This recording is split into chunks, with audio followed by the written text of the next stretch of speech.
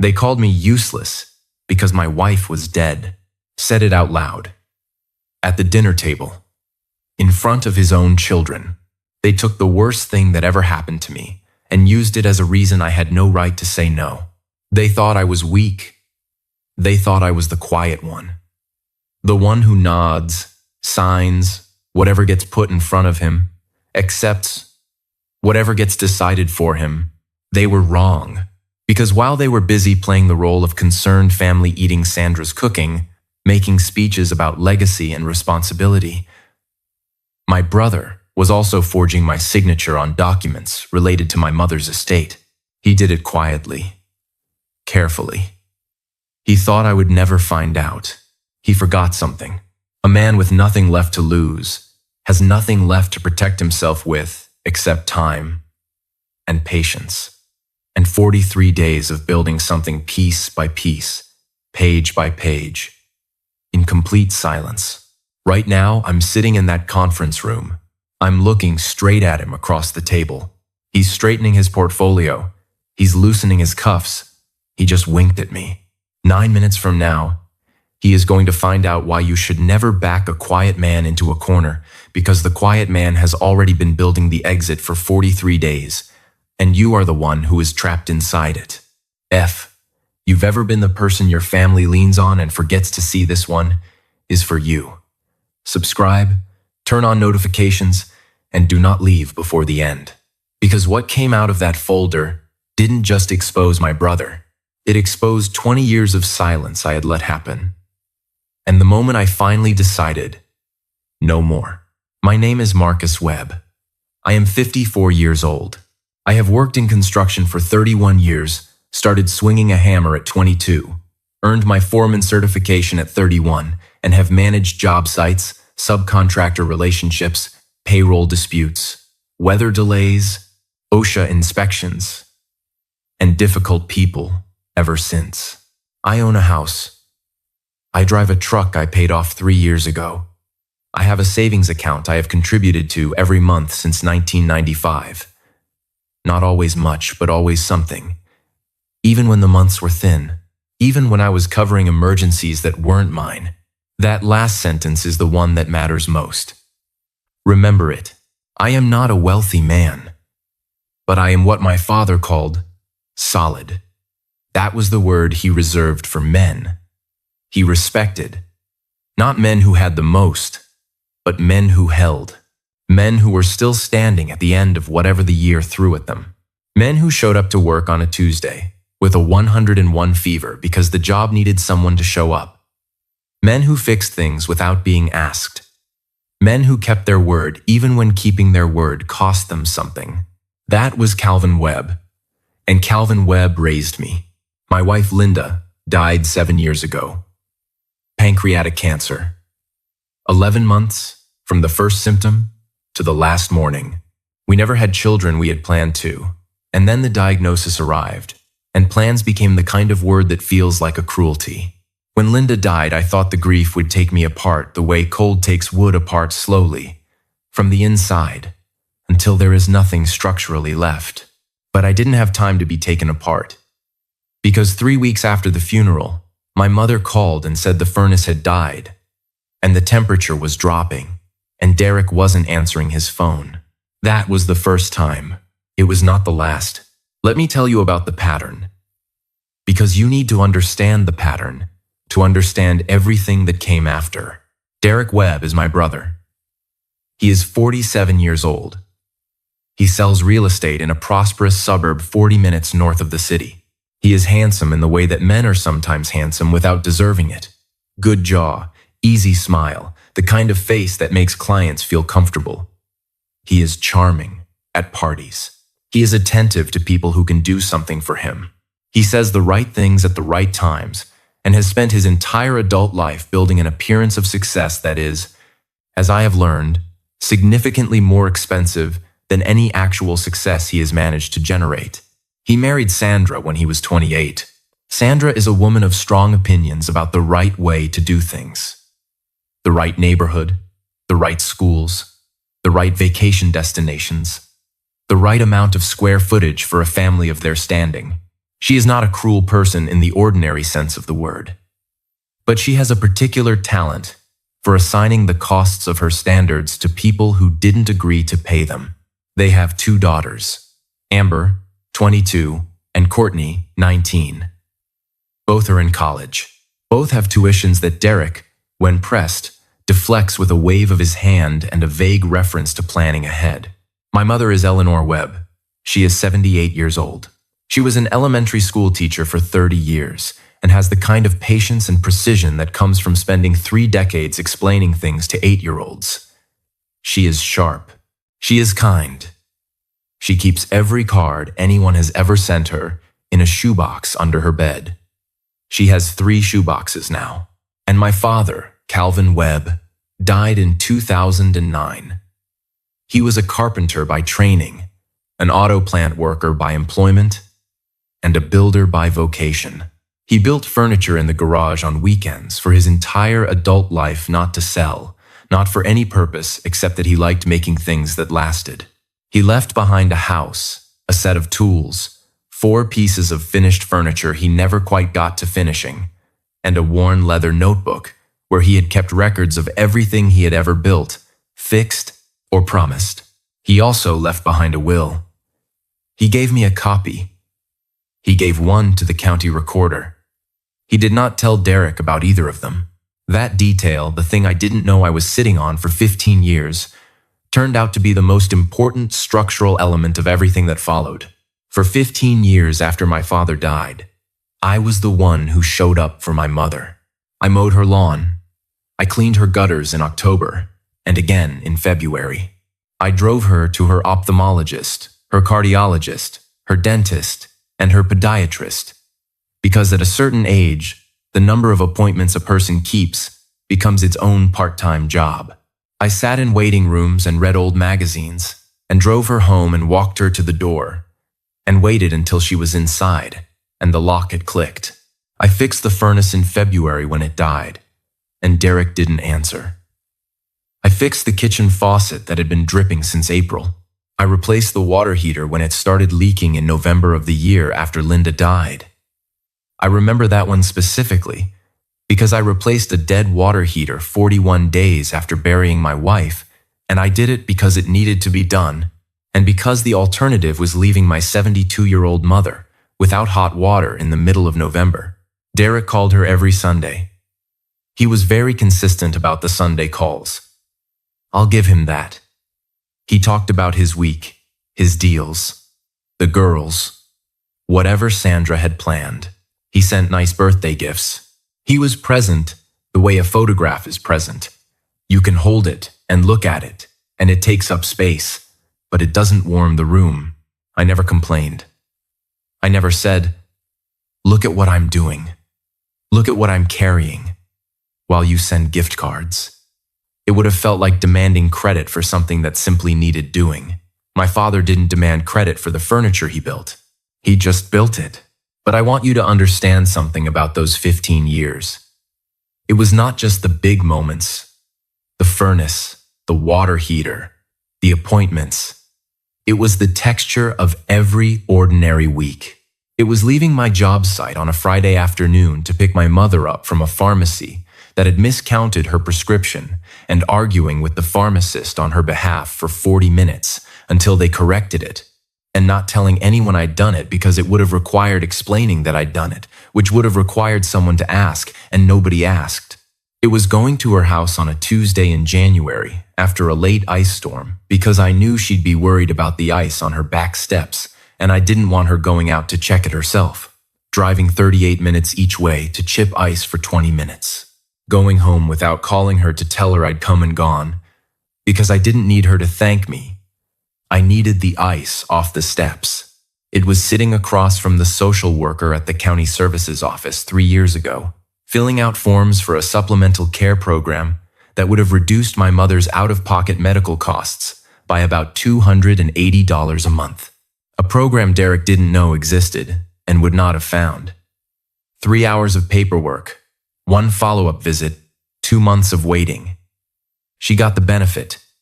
She still has it. It was being listed as her emergency contact at her doctor's office. at the pharmacy, at the bank, at the county senior services office, not because anyone asked me to be, but because I knew she needed someone to be, and nobody else was doing it. And here is the part I want you to understand most clearly. Every single time I did one of these things, every quiet Tuesday, every corrected prescription, every ice step, I told myself that the people around me must understand at some level what was happening, that they could see the pattern, even if they didn't acknowledge it. That silence about gratitude was not the same as absence of it. I was wrong. People do not understand what they cannot see. And if you do invisible things without making them visible, you do not get credit for them. You get the assumption that they do themselves, that the steps clear spontaneously, that the prescriptions sort themselves out, that the forms just happen. And once that assumption is established, once your reliability is so complete that it disappears into the background of everyone else's life, you stop being a person making choices and become a feature of the environment. That was what Derek said at his dinner table, in front of 11 people and a bowl of potato salad. He said I was available. He said I had nothing else. He said the bare minimum I could do was be useful. He was describing me as a feature of the environment. And the reason he could say it out loud, the reason nobody in that room immediately said that's not right, was that I had spent 15 years teaching them all that it was true. That is on me. I own that part. But here is the thing nobody tells you about invisible labor. Invisible labor doesn't just drain you. It teaches the people around you that it costs nothing, that it is simply available, that it belongs to them by default. And when people believe something belongs to them by default, they start to plan around it. And when they start to plan around it, they stop asking. And when they stop asking, the step from assumption to entitlement is very short. Sometimes it's not even a step. It's just a drift, slow enough that nobody notices it happening, including, sometimes, the person it's happening to. I didn't notice. That was my first mistake.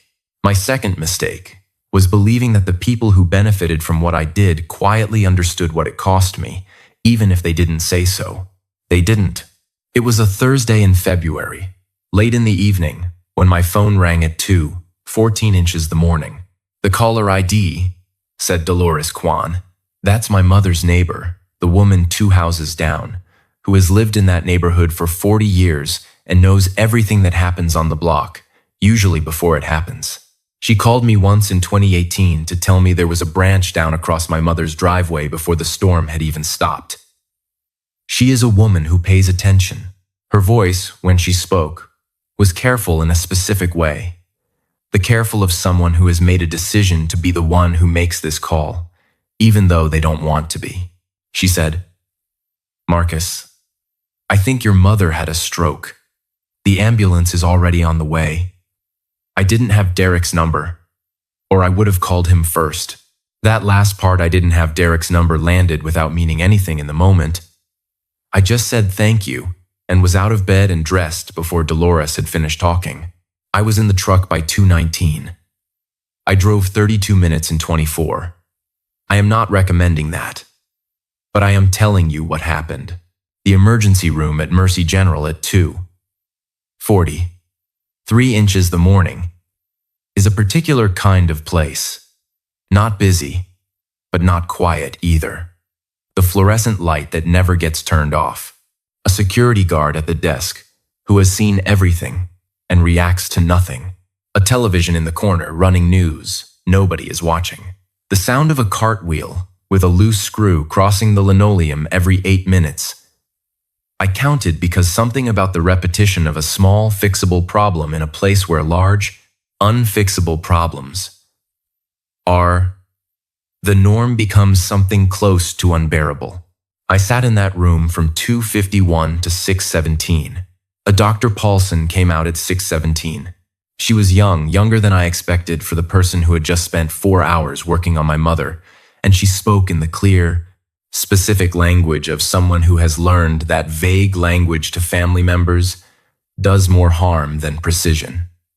She said, "Ischemic stroke, left side weakness, speech affected, stable. The next 72 hours were the important window. They were monitoring her. She was resting. I thanked her. I sat back down. I called Derek at 7. 0 He answered on the fourth ring, which tells you he was awake and looking at his phone and deciding whether to answer. That's the only way to get to the fourth ring before picking up. I told him what had happened. Mom, hospital, stroke, stable. There was a pause on his end. Not a stunned pause. He has a particular way of going quiet while he thinks about himself first, and then transitions into whatever version of the conversation serves him best. He said, God. Okay. I'll let me talk to Sandra and see what the day looks like. What the day looks like. I hung up and went back inside. My mother was in a hospital bed with a blood pressure cuff and 2 IV lines and a monitor that beeped every 15 seconds. Her left hand had a weakness in it that made it sit differently on the blanket than her right hand. Her eyes were closed. When I sat down beside her and said her name, she opened them, and she looked at me with the specific look of a person who is in a place they did not plan to be and is not sure yet how worried to be about it. She tried to say my name. It came out softer than usual. Not wrong, just softer. Like a word said through a wall instead of across a room. I said, I'm here. I'm not going anywhere. She closed her eyes again. I sat there. Derek arrived at 2:30 inches the afternoon. He was wearing a good jacket, the gray herringbone one he wears to listing presentations. He smelled like he had showered and had lunch somewhere that takes reservations. He hugged me in the hallway outside the room and said, How are you holding up? In the warm, concerned tone of a man who has been here this whole time and is checking in on the rest of us. I said I was fine. He went in to see Mom. I stood in the hallway and could hear his voice through the closed door. His client voice. The warm one, the good voice. He used it well. I will give him that. He stayed 40 minutes. Then he appeared in the hallway and said he had a closing scheduled for the next morning that he couldn't push without significant financial consequences. He said he'd be back the weekend. He came back 9 days later. In those 9 days, I coordinated the transfer to the rehabilitation facility. I spoke with the insurance company on 3 separate calls, none of which were under 40 minutes. I spoke with a social worker named Teresa, who had the patient, thorough manner of someone who has been doing this for 20 years and has made peace with the fact that most families are not prepared for this conversation. I filled out 41 pages of intake paperwork. I drove to the facility to do a walkthrough. I drove back to get a document I had forgotten to bring. I drove back again to drop off my mother's preferred brand of hand lotion, the book she had been reading, and the photo of my father she keeps on her nightstand, and which had not been packed in the confusion of the ambulance call. I did not tell anyone I was doing any of this. That is the critical error of the entire story. Not the forgeries, not the withdrawals. The critical error was my silence about my own labor. Because silence about labor teaches people that labor is free. And people who believe something is free will eventually try to take more of it than they're entitled to. What I did not know, what I had no way of knowing, was that while I was driving to the county rehab facility for the 3rd time that week to fill out paperwork, Derek was in a parking lot across town on a phone call with an attorney I had never heard of. Not our family's estate attorney. His own. And he was asking questions about power of attorney and property transfers and what could be done about an estate situation, while the relevant party was, as he put it, in recovery and unable to manage her own affairs. I found out about that call later, much later. By then, I had everything I needed. 6 weeks after my mother's stroke, Derek organized a family dinner. That fact alone should have told me something. Derek organized things only when he needed them organized in a specific direction.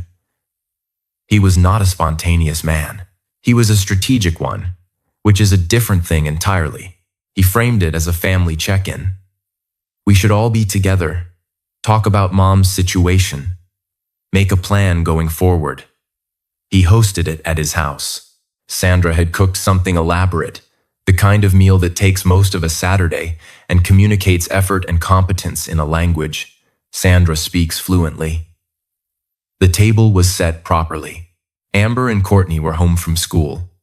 Aunt Rose and Uncle Gerald had driven up. Cousin Michelle was there with her husband. One of Derek's partners from his real estate office had come with his wife, which was strange, but nobody said so. It felt like care. It felt like exactly what a family is supposed to do when things get hard. I sat down and let myself believe it. The meal was good. The conversation was pleasant. I watched Derek at the head of the table and thought, maybe I've been too hard on him. Maybe this is him stepping up. Then Sandra cleared the main course, and before she had finished setting down the dessert plates, Derek stood up. He had notes. He had actual handwritten notes on a legal pad he pulled from beside his chair. He said, "I just want to make sure we use this time well." He said it like a man addressing a board. He talked about our mother's prognosis, which he'd received from me via text, though he did not say that. He talked about the rehabilitation timeline. He talked about the cost of in-home care once she was discharged. He talked about the house, its estimated current market value, which he had apparently researched, the cost of maintenance, the question of what the family's long-term plan was for the property. He was prepared. He was persuasive. He sounded like he had been thinking about our mother's situation intensely for 6 weeks, though I knew what he had actually been doing for most of those 6 weeks. Then he looked at me. "The thing is," he said, and his voice took on a slightly different texture. Careful. Practiced. The texture of something rehearsed. Someone needs to be the designated point person. Someone with schedule flexibility. Someone who doesn't have competing priorities pulling them in other directions. I said, "What does that mean?" He smiled at the room rather than at me. A smile that said, "We both know this is obvious. Marcus." He said my name the way you say the name of a solution you've already decided on. "Let's be honest with each other. What do you actually have going on? You live alone. No wife since Linda passed. No kids. Nothing requiring your full attention at any particular time. This family is everything you've got." He paused. He held the room. The least you can do, the absolute bare minimum, is be useful. It happened fast.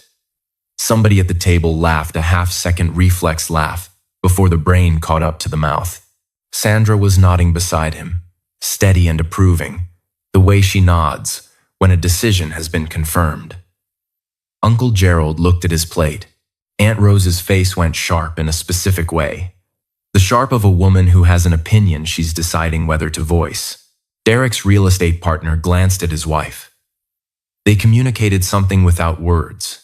I held my coffee cup. Aunt Rose said quietly, "Derek, that is a great deal to ask." Derek waved it off with a patience that was itself a form of dismissal. "It's not a lot, Rose. He's already doing most of it anyway." He said it so easily. He's already doing most of it anyway, as if the fact that I had been carrying everything for 6 weeks was evidence that carrying it was natural for me, appropriate, even rather than evidence of a gap that someone else had declined to fill. I said, "Derek, I've been managing Mom's care since the night she had the stroke. Not because I have nothing else, because someone had to. And I was the one who showed up." He tilted his head. He had a specific expression for moments when I pushed back, not quite condescension, not quite exasperation, but something between the two that he had been perfecting since we were teenagers. "Nobody is saying you don't. We're just trying to make it official, so we're all on the same page. Making me the official point person is not making things official. It's volunteering me for something you've decided I should do. Marcus, I run a job site. I have 40 people depending on my schedule. I've been managing Mom's care on top of that. I'm not available inventory, Derek." The room had gone completely quiet now. Not the polite quiet of before, but the thick quiet of a room that has realized it is witnessing something. Sandra set down her fork. She looked at me across the table with eyes that had gone careful and flat and said, without raising her voice, "Marcus, Linda has been gone for 7 years. At some point, you have to stop using grief as a reason to avoid being part of this family." The silence that followed that sentence was different from any silence that had come before it. It had a different texture. It had weight. Amber looked at her plate. Courtney looked at her phone. The refuge of someone who is 20 years old and doesn't know what to do with their face when adults say terrible things. Aunt Rose said, "Sandra." Just the name. That was all. Sandra looked at Aunt Rose without apology. I sat with the sentence. I held it and turned it around and looked at all its sides. Because there is a particular art to what Sandra had done, she had taken a thing that was nobody's fault, a thing that had caused me the worst pain of my life, and used it as evidence of my inadequacy, as a reason I had no rights in this conversation, as the explanation for why my time was more available than theirs. I put my napkin on the table. I stood up. I thanked Sandra for the meal. I shook Gerald's hand. I hugged Aunt Rose, a real hug, holding on for a second longer than usual because she had tried to say something and that deserved to be acknowledged. I told Cousin Michelle I'd call her this week. I said goodnight to Amber and Courtney in a voice that was careful to be warm because none of this was their fault. Then I walked out through Derek's front door, across his well-maintained driveway, and got into my truck. In the rearview mirror, I could see his dining room through the window, the warm light, the shapes of people still at the table, still talking, the meal continuing, a dinner that looked, from outside, like a family taking care of each other. I sat in the truck for a few minutes, not because I was upset, exactly, but because something had happened inside me that was so quiet and so complete that I needed a moment to recognize it for what it was. The bending had stopped. I don't know exactly when a man reaches the point where he stops bending. It's not dramatic. There's no sound. It is just the moment when something that has been flexible for so long finally becomes rigid. Not brittle, not broken, just no further, no more. Not from anger, from decision. I drove home.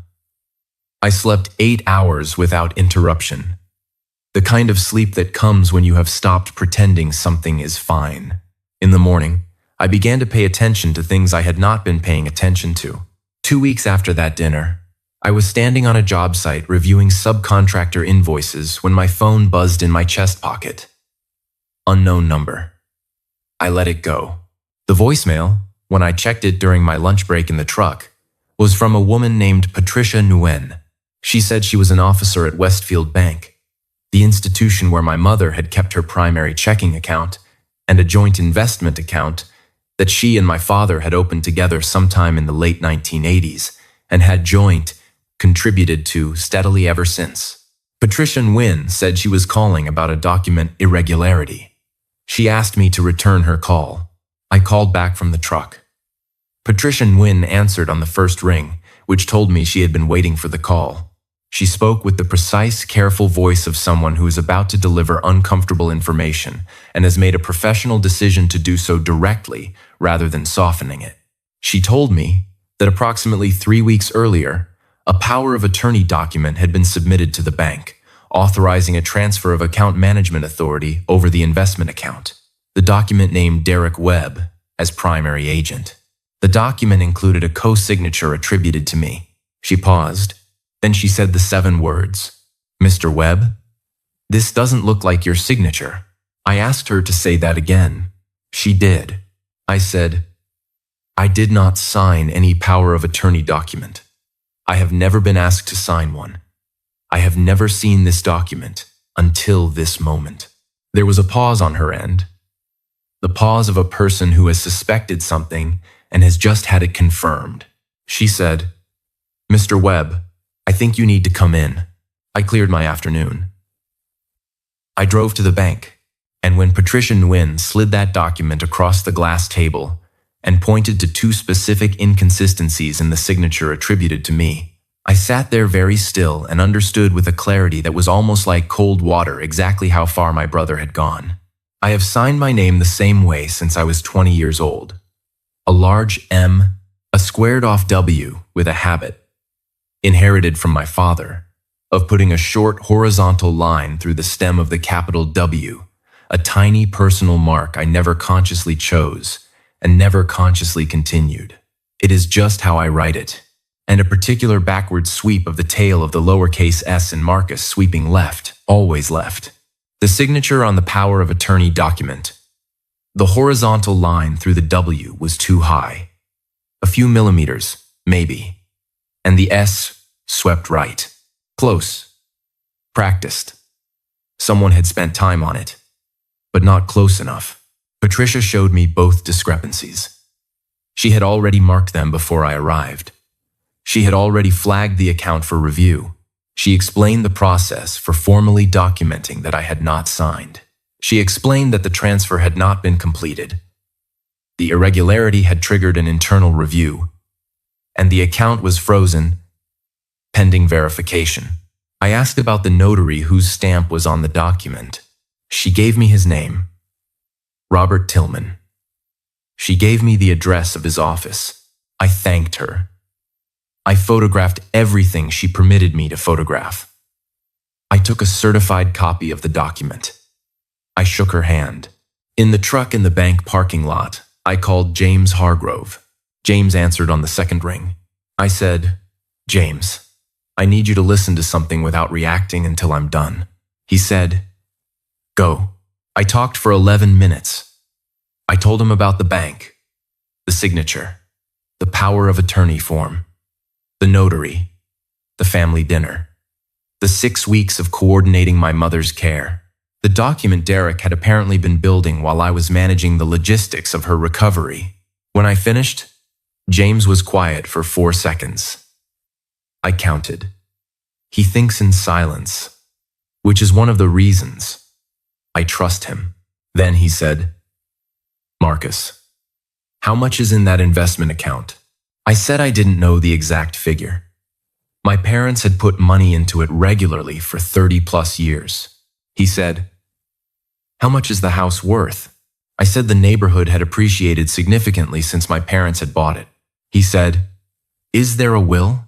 I said yes. My father made one in 2006. I had a copy.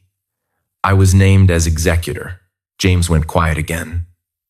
Then, "Does Derek know you have that copy?"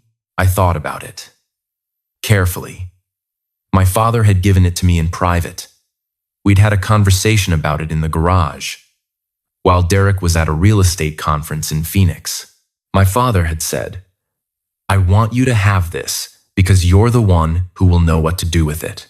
I said, "I don't think Derek knows." James said, "Go home. Find that document right now. Put it somewhere you can access it. Don't call Derek. Don't call your mother. Don't call anyone in the family. I'm going to make some calls. I'll be in touch tomorrow morning." I said, "Okay," he said. "Marcus, do not call Derek." I said, "I wasn't going to. This is not the part of the story with confrontations. There are no slammed doors here. No ultimatums, no raised voices, no moments where I faced Derek across a room and told him what I knew. This is the part with 43 days of methodical, silent, unhurried work. And it is the part that made every other part possible. Day 1. I opened the fireproof box under the workbench in my garage, the same workbench my father had built in 1978, which I had moved to my house after he died because nobody else wanted it, and I wasn't going to let it sit in a storage unit. Inside the box, in a manila envelope in my father's handwriting, "For Marcus do not lose," was the will. I photographed every page and emailed the photos to James within the hour. Day 3.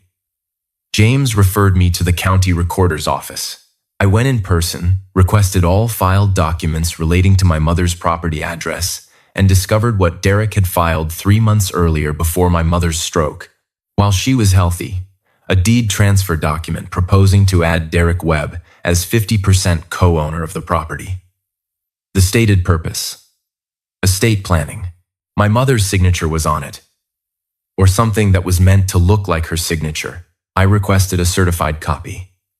I drove to James's office and delivered it by hand. Day 7. James had retained Dr. Carol Metz, a forensic document examiner who had spent 22 years with the FBI before going into private practice. She agreed to analyze both the power of attorney signature attributed to me and the deed transfer signature attributed to my mother against known authentic samples. Her fee, $2,400. I wrote the check that afternoon. Day 14. Dr. Metz's preliminary findings came back. The power of attorney's signature was not mine. The deviation was outside the range of normal variation. The deed transfer signature was more ambiguous, but flagged significant irregularities. Given that my mother had suffered a stroke shortly after the document was filed, raising questions about her cognitive capacity in the period before and after, the document's validity was legally challengeable on multiple grounds. She was prepared to testify. Day 17. James contacted the state notary board regarding Robert Tillman.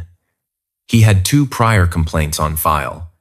Both had been closed without disciplinary action. James filed a 3rd complaint, carefully documented, with all relevant supporting materials. Day 22. Because I had been quietly added to my mother's bank accounts as an emergency contact 3 years earlier, something I'd arranged after a small medical scare, something so routine that I'd forgotten I'd done it, the bank provided me with proper identity verification, with 18 months of statements from the Joint Care Fund. The Care Fund was an account Derek and I had established specifically after the stroke, a joint account into which we'd each agreed to contribute equally for our mother's ongoing care expenses. My contributions were documented. His were smaller than agreed, and beginning 6 weeks after the account was opened, a pattern of withdrawals began. 7 withdrawals in Derek's name over 11 weeks. Amounts ranging from $3,200 to $6,800. Total, 31 cents. His total contributions to the fund before the withdrawals, $4,800. I sat at my kitchen table with those statements for a long time. Not because I was surprised. I had reached a point where surprise was no longer available to me regarding Derek. I was past surprise. I was in the territory of confirmation. Day 29. Sandra posted vacation photos on social media from a weekend trip to Nashville. Hotel lobby. Nice restaurant. Happy couple. I did not look at the photos for long. Day 35. Derek called me. His voice was comfortable and easy in the way of a man who believes everything is going according to plan. He said he'd been working with a financial advisor on getting Mom's situation properly organized. He said there should be a real family meeting, everyone together, the right professionals in the room, a real plan. He'd already booked a conference room at his attorney's office. He wanted me there. I said, when? He gave me a date. I said, I'll be there. He said, great. Hey, no hard feelings about Sandra's thing at the dinner, right? She can be a little direct. I said, no hard feelings. I hung up. I called James. I said, Derek, just set the meeting. James said, good. I'm coming with you. I said, I know. I was going to ask. He said, don't ask. I'm coming. By the time Derek's formal invitation arrived, typed on his agency letterhead, with an attached agenda, a line at the bottom reading, come ready to move forward as a family, I had 43 pages of documentation, 2 expert assessments, a forensic examiner ready to testify, bank records showing $31,400 in withdrawals, a certified copy of a deed transfer signed by someone who was not my mother, notarized by a man under active complaint with the state board, and my father's original will, properly executed, naming me as sole executor and primary beneficiary of the property. Derek had no idea. That's the thing about a quiet man. He doesn't announce what he's carrying. He just carries it until it's time. The night before the meeting, I sat at my father's workbench in the garage and went over the folder one final time. Every page in order. Every document tabbed. Every irregularity marked with a red flag sticker I had bought at the office supply store specifically for this purpose. I thought about my father. I thought about the night he told me not to let anyone spend his name without my permission. I thought about what it cost him to build things quietly for 30 years without expecting credit. I thought, I understand now, Dad. I understand what you were teaching me. I closed the folder. I put it in my bag. I went to bed. I slept 8 hours. The attorney's office was on the 6th floor of a downtown office, building the kind of building with a doorman and a reception desk, and a bowl of wrapped peppermints that is always full, which tells you the peppermints are largely decorative. Derek had reserved the main conference room. He had arrived before everyone else, which I knew because his Audi was in the parking structure when James and I pulled in. He had arranged the room his chair at the center of the long side of the table, facing the door, Sandra to his right. The attorney he had hired, a man named Garrett Hollins, who had a polished, practiced air and a very expensive watch, on his left. 11 people were in the room when James and I walked in. Aunt Rose and Uncle Gerald, cousin Michelle, and her husband David, 2 colleagues from Derek's real estate office men in good jackets, who had no obvious reason to be at a family estate meeting, which meant they were there for social reinforcement, the witness and audience role that Derek had apparently decided he needed. Sandra's sister, whose name I can never remember, seated near the window with her arms folded, and Derek and Sandra's daughters Amber and Courtney, sitting at the far end of the table looking like they had been told this was a routine matter, and were only now beginning to suspect it might not be. When James and I walked in together, Derek's eyes went to James immediately. His smile held. The corners of it adjusted a micro-adjustment, the smile of a man recalibrating. He said, "Marcus." He stood, extended his hand. We shook. "Glad you're here." He looked at James. The look was polite, slightly questioning, the look of a man who has not been told to expect an extra presence and is trying to decide how to feel about it. I said, "This is James Hargrove, my attorney." The room made a sound. Not a word. A collective shift. A subtle reorganization of the air. Derek's smile went fully professional. The client smile, the one with no room temperature behind it. "Marcus, this is a family meeting. We're not. This isn't a legal proceeding. There's no need for," James said pleasantly. "That's fine. I'll just be observing. Please continue."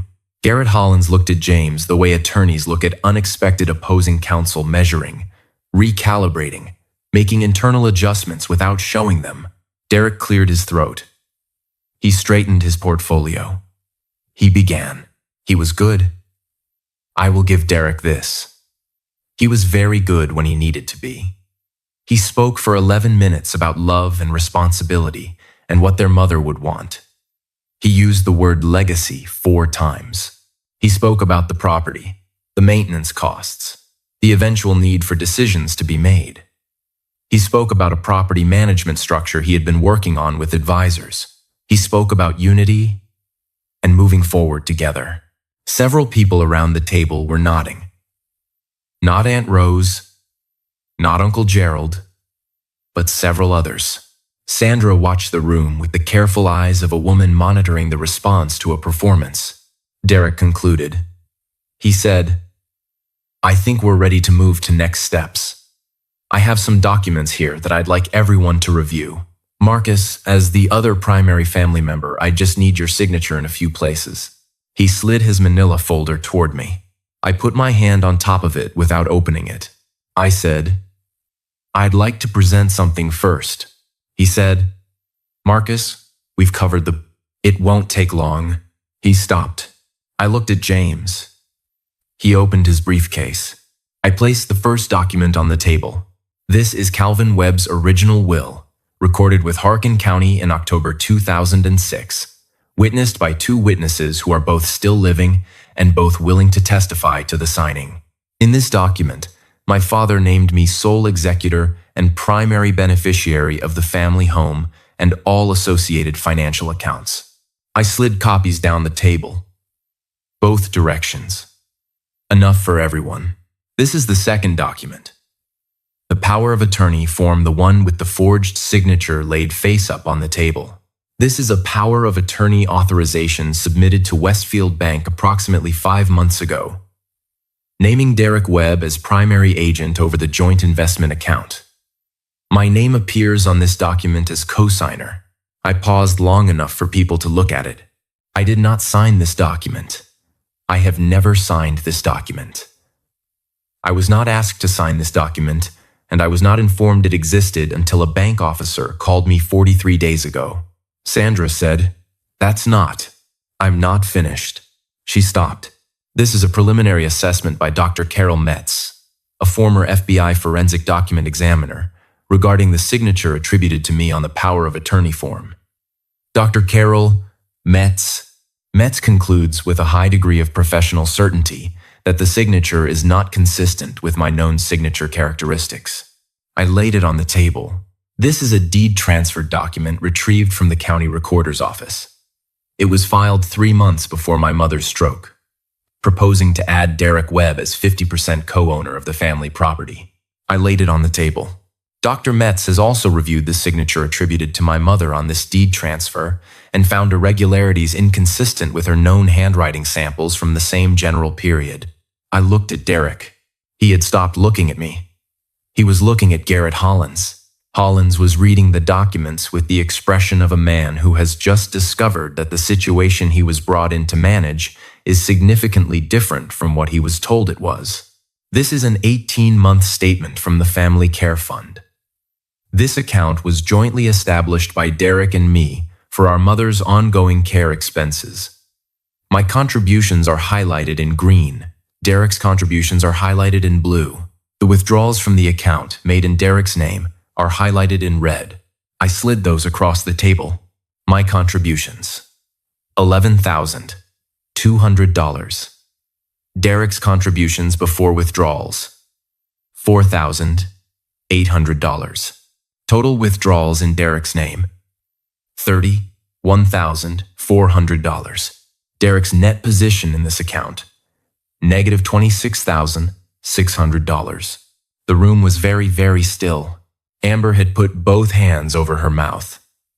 She was looking at her father. Courtney was looking at the table in front of her. She was 17 years away from crying visibly, very obviously. Aunt Rose's face had closed completely into the still, specific expression of a woman who is processing something she both did and did not expect. Uncle Gerald had turned slightly in his chair, so he was no longer facing Derek directly. Derek's real estate colleagues had gone very, very quiet. Derek's voice, when he finally spoke, was different from before.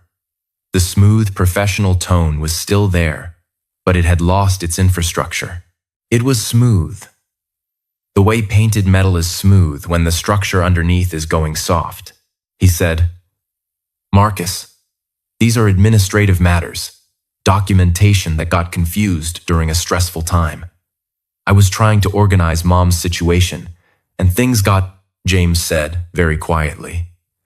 "Mr. Webb, I would strongly recommend not continuing that sentence in the presence of these witnesses." Garrett Hollins put his hand on Derek's arm. Brief, specific. Sandra said, "You set us up." She was looking at me with something I had not seen on her face before. Not anger, exactly. Closer to fear, with anger painted over it. "You came into this room to set us up," I said. "I came into this room because Derek invited me. And I brought documentation of what has been done with money that was meant for our mother's care, while Derek presented himself to this family as the person managing her situation." Nobody said anything. Derek looked at his daughters. He looked at them the way a man looks at his children, when he can feel them watching something he cannot explain. Amber had lowered her hands from her face. Courtney had finally looked up. Derek said, "Amber." Amber stood up. She walked to the door without looking at anyone. Courtney followed her. They did not look at Derek when they passed him. The door closed. One of Derek's colleagues found something on his phone that suddenly required his full attention. The other one stood up, said, "I don't think I should be here for this," and left. I respected that. Garrett Holland stood and said to Derek, low and deliberate, "I need to speak with you. Now." Outside. Derek sat still for 3 seconds. Then he stood. His portfolio fell off the table. The papers inside it scattered. Nobody picked them up. They walked out together. The door closed. What remained in the room? Aunt Rose, Uncle Gerald, Cousin Michelle and David, Sandra's sister, James, and me, and the documents. All 43 pages of them, still spread across the table. Rose said, in a voice that was old and tired.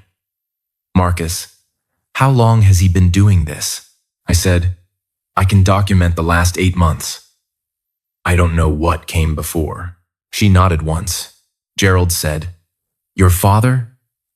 He stopped. He shook his head. He was holding the edge of the table with both hands, pressing down slightly, the way you press on something solid when you need to feel something solid. He didn't finish the sentence. He didn't need to.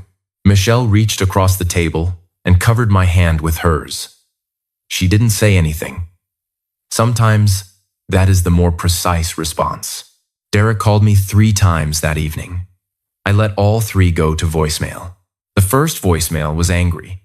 The anger of a man who feels he has been wronged by the exposure of his wrongdoing, which is a particular kind of anger that is all the worse because he half believes it himself. The second voicemail was defensive explanations about financial pressures, about how tight things had been, about intentions and context, and the ways that circumstances can make a man make choices that look different from the outside than they feel from the inside. The third voicemail was something else. Just, "Marcus, call me back. Please." I forwarded all 3 to James. In the weeks that followed, the legal machinery moved in its particular unhurried way. The power of attorney transfer was formally revoked. The investment account was returned to its original status under my mother's sole management, with me listed as authorized agent with her written, witnessed, and independently notarized consent. The deed transfer was challenged. Given the signature irregularities documented by Dr. Metz, the timing relative to my mother's stroke, and the existence of my father's original will, the deed transfer was voided. The property remained in my mother's name. The care fund withdrawals were referred to the County Adult Protective Services and subsequently to the District Attorney's Office. I am not at liberty to discuss the specifics of that investigation. What I can say is that it is ongoing and that the documentation I provided was described by the investigating officer as unusually thorough. Robert Tillman, the notary, was the subject of a complaint filed by James with the State Notary Board, a 3rd complaint now, with substantially more supporting documentation than the prior 2. I have been informed that his notary commission is under review. Garrett Hollins withdrew from representing Derek within the week. Derek hired a new attorney, younger, less polished. I saw them together once in the county courthouse parking lot. Derek looked thin. He had always been careful about his appearance. He looked less careful than usual. I walked past. He saw me. Neither of us stopped. My mother came home from the rehabilitation facility in the 5th month. She walked with a cane. Her speech was largely restored, though some words still came a half-beat late, like a translation arriving just after the original. She tired easily. She was careful on stairs. Marcella, the in-home aide James had helped me find, came 3 mornings a week and had, within the first week, managed to become my mother's favorite person currently living. Which was right. The first real conversation my mother and I had not logistics. Not health updates, but a conversation about what had happened came one Thursday evening. I was sitting with her after dinner, and she said, "Your father put you in an impossible position." I said, "He trusted me with it." "That's not the same thing." She was quiet for a while. Then, Derek came to me, before the stroke, with the papers. I was having a bad week, my balance, some pain. I was tired, all the time. He said it was just organization, simplifying things. He brought the notary man to the house. She stopped. Her eyes had gone bright. I knew something felt wrong, but he kept saying it was just paperwork, that it would make everything easier. And I was so tired, Marcus. I was just so tired. I said, "Mom, you don't have to explain. I should have called you. You call me now." She held my arm, the hand with the weakness in it, the one that still didn't grip quite the way it used to. She held on anyway. A month after my mother came home, I was at her house replacing a section of the back fence that had finally given up wood rot, slow and inevitable, when she asked me to bring something down from the attic. A box of her late sister's china that a cousin had been asking about. I went up into the attic. In the low afternoon light coming through the vent, that particular golden gray light that attics have in late fall when the sun is at a certain angle, I found the box of china. I also found, stacked against the far wall under a canvas drop cloth, 4 pieces of furniture my father had built. A blanket chest, a small writing desk, the kind with a hinged lid and a fold-out surface, a narrow bookshelf, 3 shelves, with carved trim along the top he'd never finished, and a single dining chair. 1 chair, from a set of 6 he had started and never completed because his hands started to go before he could finish them. I stood there for a long time. The joints were tight. The finish was worn in the places where the pieces had been used and pristine where they hadn't. The wood had a color that only comes from age and from being cared for, not just built, but maintained. Not just made, but tended. My father built things to last. He built them the way he did everything. Carefully. Without announcements. Without expecting anyone to notice. He built them for the function, not the credit. I thought about that a lot on the drive home. When I got there, I went to the garage. I stood at the workbench, his workbench, and I opened the fireproof box. The will was still there. Beside it, in a separate envelope I had not paid much attention to before because I had been focused on the will, the worn leather notebook, my father's record book. I had moved it here with the workbench and the tools, and forgotten it was in the box. I took it out. 36 years of records.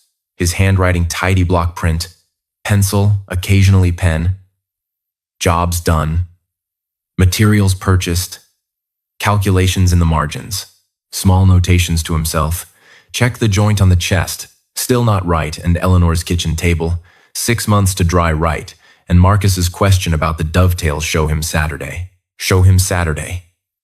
The unexamined casualness of that note. He had been teaching me all along. I just hadn't been cataloging it. Near the end of the notebook, after the handwriting had started to get less certain, when the arthritis had begun to affect his grip, there was a page that was not a work record. It was a list. 7 items. At the top, in letters that were more deliberate than the surrounding pages. As if he had taken his time with each one. For Marcus. I sat in the truck in my own driveway for a long time. I hadn't cried when Linda died, not right away, not in the hospital. The grief had come later, in increments, in the middle of unrelated things.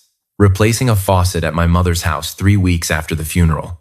Standing in the grocery store in front of the coffee aisle and not remembering how Linda liked her coffee until I remembered it perfectly. I didn't cry reading my father's list either. But I sat there with it for a while. I was proud of you every day. I should have said it more. He was right that he should have. But he had said it in every piece of furniture, in every fixed thing, in every Saturday morning lesson he hadn't called a lesson. Men like him don't write it down until they have to. When they write it down, they mean it enough to make it permanent. I put the notebook back in the fireproof box. I closed the box. I put it back under the workbench. Then I went inside, made coffee, and called my mother to let her know I'd be by on Saturday. 4 months after the conference room, on a Sunday morning in October when the light came into the garage at the angle that means the year is turning, Derek called me. I was standing at the workbench. I had a cabinet door that needed a repair, a minor job for my neighbor, something that would take 40 minutes if I didn't rush it. His name appeared on the screen. I let it ring twice. Then I answered. He said, "Marcus." I said, "Derek." He was quiet a moment. Then, "I told Sandra she should apologize to you for what she said at the dinner about Linda." I said, "I'm not waiting for Sandra's apology. I know. I just wanted you to know I said it." Silence. He said, "I got in over my head. The girls' school. The mortgage on the second property Sandra wanted. I had obligations that were bigger than what I was bringing in. And I looked at what was in the family accounts, and He stopped. I started telling myself it was going to be mine anyway eventually. That I was just reorganizing the timeline. I said, "You were reorganizing our mother's timeline." "And mine." He said, "I know. You forged my signature, Derek." He didn't answer that one. I said, "You had a share of what Dad left. You could have asked me about any of this. You could have talked to me about the money pressures. I'm your brother." He said, "I didn't think you'd help." That one landed differently than the rest, because I couldn't say with complete certainty that he was wrong. Not because I wouldn't have helped. I would have. I have always helped, but I understood what he meant. He meant he didn't believe I would help him. He didn't think I saw him as someone who deserved help from me, separate from family obligation. And maybe that was true. Maybe we had both been operating in a relationship that was more architecture than affection for longer than either of us had been willing to name. I said, "You could have found out." He said, "Yeah, we were quiet together for a while. Two brothers on a Sunday morning, with 30 years of things between them and no clean way through any of it." He said, "We were never going to be close, were we?" Not really. I thought about that question for a long moment. About two boys in a house that smelled like sawdust on weekends. About the older one who got the private conversations in the garage and the younger one who got the Sunday calls. About the ways families divide themselves along invisible lines that nobody chose and nobody named until it's too late to go back and choose differently. I said, "We were as close as we knew how to be." He didn't answer. I said, "Take care of yourself, Derek." I ended the call. I stood at the workbench for a moment. The cabinet door was still there, waiting. The tools were arranged the way I keep them. The same order my father kept them. Because that was how I learned to put them away, and it never occurred to me to do it differently. I picked up the cabinet door. I got back to work. There is a version of this story where I tell you it all resolved cleanly. Where Derek apologized in full. Where the family healed. Where I stood in front of everyone, and they recognized what I had been carrying, and they said so. And it meant what it was supposed to mean. That is not the story I have. The DA's investigation is ongoing. Derek and Sandra have separated. I heard this from Michelle, not from Derek. Their house is listed for sale. It was listed at a price that suggests urgency. The family, as an entity, is quieter than it used to be. Quieter, but more honest. There's a difference now in the way people use language when the extended family is together. Requests are requests, not assumptions. People ask before they assign. Can you instead of you will. It is a small shift, but it is the shift that matters. Amber left a voicemail once from a number I didn't recognize saying she was sorry. I called back and said, "You have nothing to be sorry for. You didn't do anything." She hasn't called back yet. I think she will eventually. I think she is still in the part of the process where she is figuring out who her father is. separate from who she needed him to be. And that is a long and painful piece of work. I know something about that. I'll be here when she's ready. Courtney stopped speaking to Derek. She is finishing her degree. She will be fine, I can see it, in the one conversation we had. At Michelle's Thanksgiving, when she sat across from me and said, "Uncle Marcus, were you always like this? Or did something change?" I thought about how to answer that. I said, "I think I was always like this. I just got quiet enough, for long enough, that people forgot." She said, "I don't think I want to be that quiet." I said, "Good, don't be. Aunt Rose calls me every other Sunday. She asks about my mother. She asks about work. She tells me about whatever she's been reading, which lately has been a lot of history, and she has opinions. She laughs. She is good company, better company than I'd realized, because I'd spent years showing up to family events and then driving home without calling anyone, which is its own kind of isolation. Gerald sent me a card, handwritten. It said, "Your father would be proud." I read it once and put it in the shoebox under my bed. Not my mother's shoebox, my own. I've started one. I still mow my mother's lawn. I still drive her to her appointments. I still sit in waiting rooms and read old magazines and drive her home and wait until I hear the lock click. Nothing about that changed. The difference is this. Nobody is tracking it now as evidence of my availability. Nobody is using it to argue that I have nothing else going on. It is simply what I do. It was always simply what I did.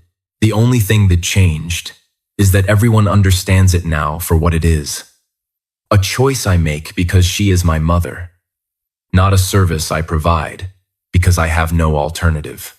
There is a line my father wrote at the bottom of that list, the 7th item. "I was proud of you every day." I should have said it more. I think about that sentence often. Not with grief. Exactly. With something closer to inheritance. He left me something in that sentence, not permission. Exactly. But recognition. The recognition of a man who saw what I was doing across 30 years of Tuesdays and Saturdays and phone calls at 2:14 inches the morning, and knew that it cost something, and wanted me to know that he knew. Here is what I want to say to anyone watching who is carrying what I carried. People will tell you that your availability is a blessing. They will tell you that your capability is proof you can handle it. They will use the absence of competing obligations, no spouse, no children, more schedule flexibility as a reason your time costs less than theirs. They will frame this as love, as family, as what the strong one does for the ones who need more, and you will be tempted to accept it, because accepting it feels like love, and refusing it feels like abandonment. But I need you to hear this clearly. From a man who spent 15 years accepting it, your time has the same value as theirs. Your exhaustion is the same weight as theirs. Your need for a Tuesday evening that belongs only to you is exactly as legitimate as their need for a Saturday afternoon that belongs to their family. The absence of a spouse or children does not reduce the value of your time. It simply means you have fewer people to advocate for it. You have to be the one who advocates for it. Not with ultimatums, not with anger. With documentation, where necessary, with records, with written agreements and witness signatures, and the quiet, steady work of making yourself impossible to misrepresent. My father understood something that took me 54 years to understand fully. The world does not protect quiet men. Quiet men protect themselves by becoming very, very good at documentation. He kept a notebook for 36 years. Every job, every measurement, everything he built and fixed and promised. He kept records not because he distrusted people, but because records are what remain when memory and goodwill fail. And they fail, especially when money is involved. Especially when families are involved. Start your notebook. Whatever form it takes, a note in your phone, an email folder, A folder on your desktop labeled with a year. Write down what you do. Write down what you agreed to. Write down what you refused. Write down the dates. Keep the receipts. Save the texts. Not out of suspicion, out of the understanding that the quiet work deserves to be witnessed. And if the people around you are not going to witness it, then you witness it yourself. That is the thing I wish someone had told me at 22, standing at my father's workbench, learning to make joints that would hold. The joint only holds if the preparation is right. You can make something beautiful on the outside that collapses on the inside if the preparation was skipped. The preparation is never the visible part. The preparation is never the part that gets remarked on. But the preparation is the reason the thing stands. I was the preparation for my family for 30 years. Now I know what I built. I know what it was worth. I have it in writing, and that is more than enough. Before you go, I want to ask you something in the comments. If you are the quiet one, the reliable one, the one who gets called first and thanked last, who shows up without being asked and carries things nobody else picks up, I want you to tell me one thing. What have you done for your family that nobody has ever said out loud that they noticed? Not the big thing. Not the crisis. The ordinary, weekly, reliable thing. The thing you have done quietly for years because it needed doing, and you were the kind of person who did it. Write it below. I think the people in this comment section are going to recognize each other in a way they may not have found anywhere else. And I want to ask a second thing, because this story is not only about what was done to me. It is also about a question I am still sitting with. When is silence patience? And when is it permission? I was silent for a long time. Some of that silence was good. It gave me time to prepare, to document, to build a case that was impossible to argue against. Some of that silence was not good. It gave Derek the space to believe that what he was taking was available to be taken, that I would not eventually draw a line. I do not know exactly where the line is between those two kinds of silence. I think it is different for every person and every relationship. But I think the question is worth sitting with. And I think the comment section is the right place to think about it together. Tell me what you would have done. And tell me what you've been quiet about that maybe deserves a different kind of attention now. Because this story is not only about what happened to me, it is about the version of this story that is happening to someone watching right now, slowly, quietly, in the language of assumption and availability, and love wearing the shape of obligation. If that is you, keep records. Know your rights. Call the person who picks up on the second ring and does not pretend they weren't waiting for it. And send this story to the person in your life who needs to hear it. And if you know someone who is carrying weight that nobody is naming, send them this story. Sometimes a person needs to hear it said plainly. The quiet work counts. The quiet man was 3 steps ahead the whole time. My father told me not to let anyone spend his name without my permission. It took me 54 years and 1 manila folder to fully understand what he meant. I understand it now, and that is enough. This story is completely fictional and created for entertainment and reflective purposes only. Any resemblance to real persons or events is coincidental. If this story resonated with you, the invisible labor, the silence mistaken for consent, the power of documentation that resonance is real, even when the story is not. Thank you for watching.